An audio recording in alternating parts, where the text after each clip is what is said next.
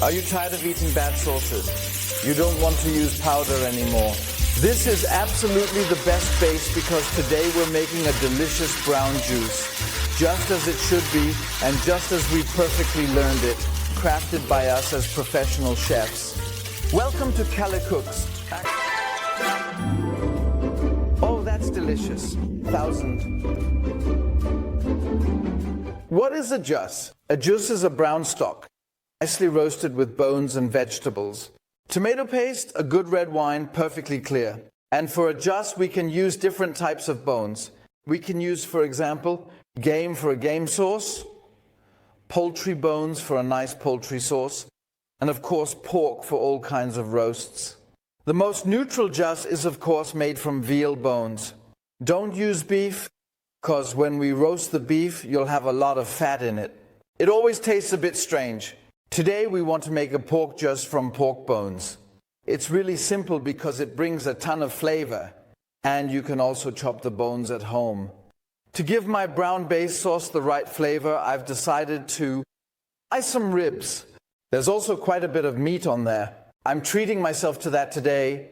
The other ingredients are a regular mix of vegetables with celery, carrot, and a bit of leek. Then we have 3 small onions here. We need tomato paste, salt oil for roasting, and here we have our spices. That's 1½ tablespoons of peppercorns, 1 teaspoon of allspice, 1 teaspoon of juniper, 1 bay leaf, and 3 cloves. 2001. Now it's going to get exciting. We want to chop the bones a bit. For that I have the perfect tool here, the cleaver from Heiso. It's very sturdy and still sharp. Look, we can even cut the meat with it. And still, we can chop with it without anything happening to the blade down here. It's important that when we chop the bones now, we keep our fingers away, because this one is just as thick as that one, the bone. 2001. Be a little careful with your little hands and don't chop the bones too big. The smaller the better. The more surface area we have for roasting, we have the square roasting pan from Hoffman ready to go. It needs to be really hot. And let's check that with a little drop of water. Yeah, I think it's hot. And now we add our oil to the hot roasting pan and let it warm up a bit. And once it starts to move a bit, you can kind of tell it's really nice and hot. Now we just put our bones on there. And just like with goulash, don't stir right away. Just spread them out so that each bone is as close to the bottom as possible so we can get a nice roast on them. That's the first step. The second step is we cut the vegetables. We have 4 types of vegetables: carrot, celery, leek, and onion. And for the carrots and celery, we should cut them into cubes that are about the size of a walnut. It's like with the bones. The more surface area we have, the better it is. Because the more surface area, the more roasting flavors we can create. We cut the carrots into similar pieces, and we keep the leek and onion separate because this vegetable burns much faster than carrots and celery. I washed the leek, and like I said, let's set the onions and leek aside for now because we need to deal with the hard vegetables first. Let's take a look at the bones. There's already quite a bit of heat going on here. Let's take a look at a bone. Aha, we can start stirring in the roasting flavors. That's how we want it. And you saw I didn't use much oil because when making us from pork bones, quite a bit of fat renders out anyway. And we're trying to turn all the bones to the right side here, as long as it fits in your pot. Here it's just perfect. And also roast the other side until it's nice and brown. I think it looks really appetizing. It has to be, basically these are the ribs that you would also put on the grill. Just a little more seasoning on top and you can start munching away. But no, today we're making sauce. We've got roasted flavors. Now we add the carrot and celery, roast them just as evenly and deliciously. And you can already see the size of the bones is about the same as the vegetables. That's how it should be. Keep stirring and roast evenly. so our vegetables have roasted flavors too. You can see it wonderfully on the celery. The carrots have also picked up a bit of color. And this protrusion is more than enough. Then we can also add leeks and onions. And now that's getting roasted too. Be careful not to burn the delicate leeks. Just a nice color, don't let it turn black. That already looks really appetizing. Our onion is already getting a bit of color. That's enough because we don't want any black leaves in there.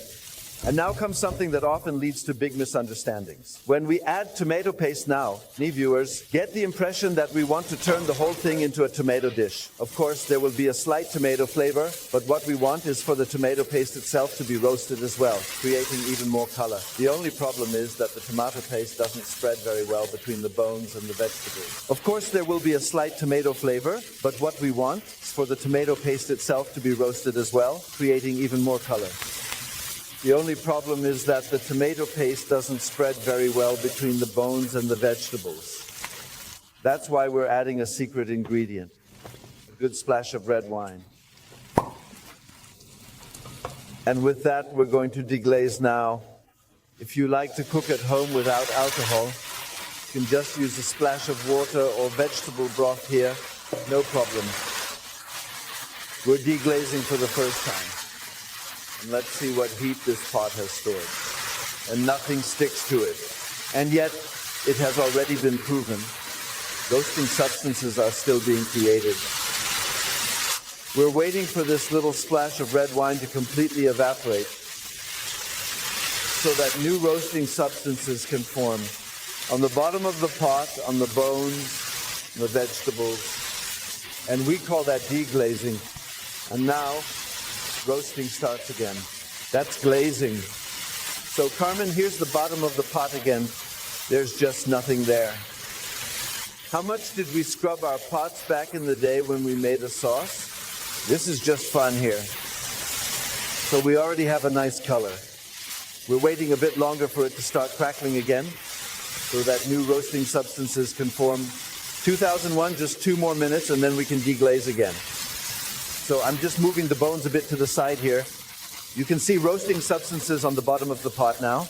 And we want to deglaze that with our red wine. And look at that. That works with proper pots that store the heat. Nothing goes limp. It just keeps roasting and cooking without any powder. We're making a brown base sauce. And now we're deglazing for the last time. And we can see that we used approximately about half a bottle of wine for that. The rest is for the chef and the camera woman, but only after the filming. So the color is perfect. That's how I wanted it. Nice and even without any burnt corners or edges. And now the question is, what are we going to top it off with? We've got everything in there that we need. Bones, meat, vegetables, wine reduction, and tomato paste. We can't do anything else but top it off with water now because the brown base stock is supposed to form here first. We're basically starting with Adam and Eve. So you can see there are still a few bones sticking out here. That means that's not enough water yet. Now it's 1 liter.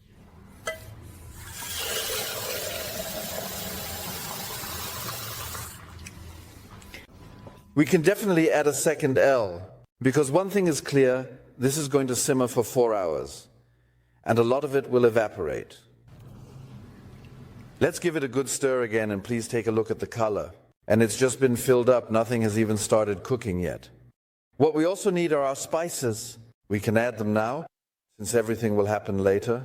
That means strain through a fine sieve, 2001. I can add my spices like this and don't need a tea infuser. Don't forget to add salt. This is how we get the right flavor. We're going to bring this to a boil, and we'll see each other again in 4 hours.